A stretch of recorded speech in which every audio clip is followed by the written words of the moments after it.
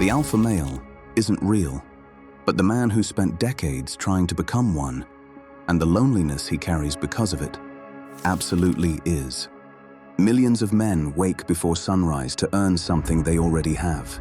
You may be one of them, and the price, you probably haven't added it up yet. Working harder than you need to, feeling less than you should, performing strength so long you've forgotten what the alternative feels like. The discipline is real, the hunger behind it is real. We do it because we want to win. We want to be alpha. The alpha male, dominant, certain, built in every sense of the word, is the answer to the question men have been asking in silence for decades. What am I supposed to be? It came through Hollywood, through locker rooms, through fathers who showed love by saying nothing, not as doctrine, as air. What most don't know is that it all started in a cage, with a study its own author has spent decades trying to erase. The model every man is chasing wasn't dominant, he was trapped. A cage in Switzerland. Wolves torn from different packs, forced to share an enclosure. Strangers under stress, they fought. A hierarchy emerged, one male dominated. Rudolf Schenkel called him the alpha. The paper circulated. The concept took hold. By the 1970s, it had migrated from zoology into popular culture, and by the 2000s into the vocabulary of men's self-development, where it has been generating revenue ever since. What almost nobody read was the correction. David Mech, the biologist who did more than anyone to popularize the alpha wolf, spent years trying to undo what he'd helped create. He petitioned his publisher to pull his own book. He published paper after paper explaining that wild wolf packs don't form through conquest, their families, a mated pair and their offspring. The so-called alpha male isn't alpha because he defeated other wolves. He's alpha the way a father is, through experience, through care, through the trust built over a lifetime of winters. Mech's corrections were thorough, well documented, and largely ignored. The myth was too useful to kill. But here's what nobody asked. If the alpha male was never real in wolves, what exactly have we been building in men? Nobody sits a boy down and explains the alpha male to him. The most effective conditioning never announces itself. It comes in early. A 5-year-old falls and cries. An adult, well-meaning probably, says boys don't cry. Not cruelty, a lesson in survival. In that moment, the boy learns something foundational. His emotions are liabilities. The lesson repeats. Different forms, different voices, across years. It comes through film. For decades, Hollywood's definitive male was the same archetype in different costumes. The Marlboro Man, James Bond, Tyler Durden, Tony Stark. Invulnerable, self-sufficient. Never confused, never lost, never in genuine need of anyone. These men didn't process, they acted. They didn't grieve, they avenged. It is impossible to overstate how many hours of this a man absorbs before he turns 30. It comes through sport, one of the few arenas where men are permitted to touch each other, to cry, to openly need their teammates, but only in the grammar of competition. Emotion is allowed when it makes you perform better. Otherwise, put it away. It comes through the silence of fathers. Not bad fathers necessarily. Simply men who were themselves taught that emotional literacy wasn't part of the job.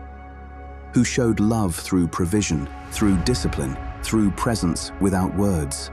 Whose sons learned by watching that a man's interior life is a private matter, kept, not shared. By the time a man is 25, or 35, or 45, he has absorbed, through 1,000 micro-lessons across a lifetime, one image of what he's supposed to be. Certain, dominant, untroubled. When his actual experience, the doubt, the confusion, the loneliness, the fear, fails to match that image, he doesn't conclude the image is wrong. He concludes that he is the problem, and then he gets to work trying to fix himself. In 1997, psychotherapist Terence Real published I Don't Want to Talk About It, the first major clinical study of covert male depression. His finding was consistent across decades of practice.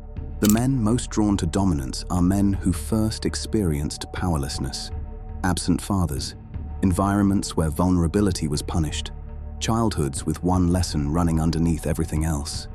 Softness gets you hurt.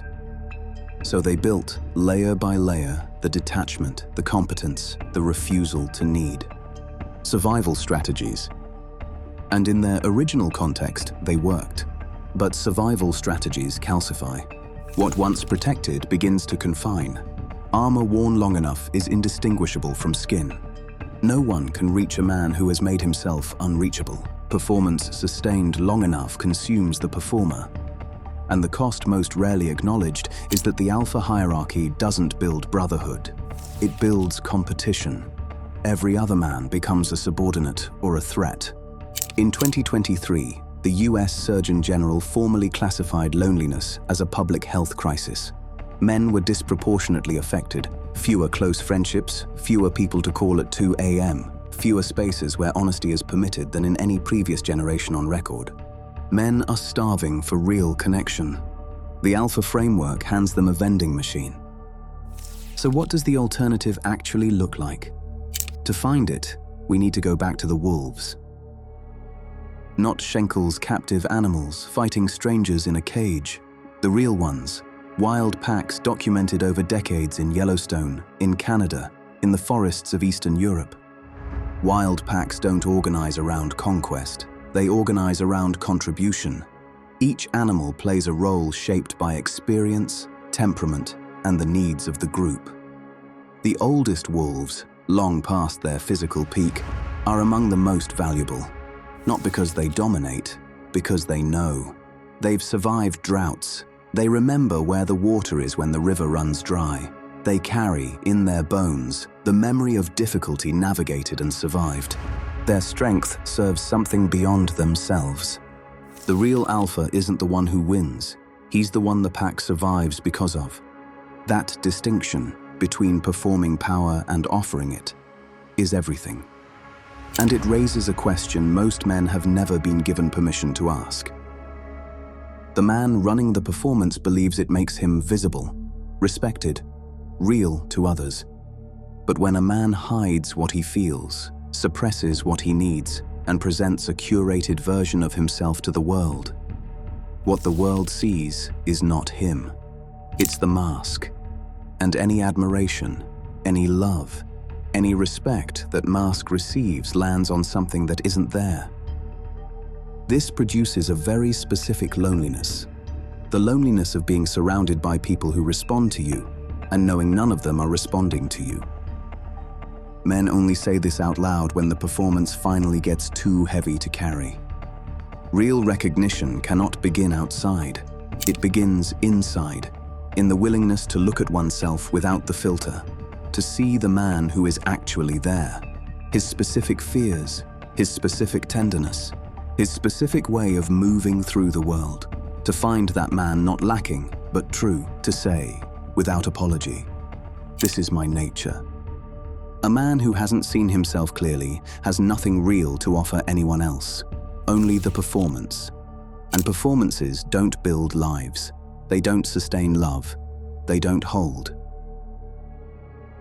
Perhaps the concept doesn't need to be discarded, only reclaimed. Not the alpha as pack leader, ruling through physical dominance, keeping other men beneath him. That animal doesn't exist in the wild. He doesn't serve men in the world either. But the alpha as the man who takes the lead of his own life, who refuses to perform in order to fit, who looked at the inherited script and asked one honest question: is this mine? Or was it handed to me by someone who was also handed it, all the way back, until no one remembers where it started? Who lives according to his own standards? Not society's, not the internet's, not his father's unspoken expectations. He doesn't dominate others. He has no need to. He is too occupied with something far more demanding, knowing himself and having the courage to be that in the open. He is not the loudest in the room. He is often the quietest. But when he speaks, people lean in. Not because he performed his way to the top of a hierarchy, Because he is unmistakably real. The alpha male was born in a cage, raised in silence, sold back to men who were already paying too high a price to question it. But the cage was never real, and neither was the man it built. What is real, what has always been real, is the man underneath the performance, waiting with considerable patience to be seen. The rewriting starts there.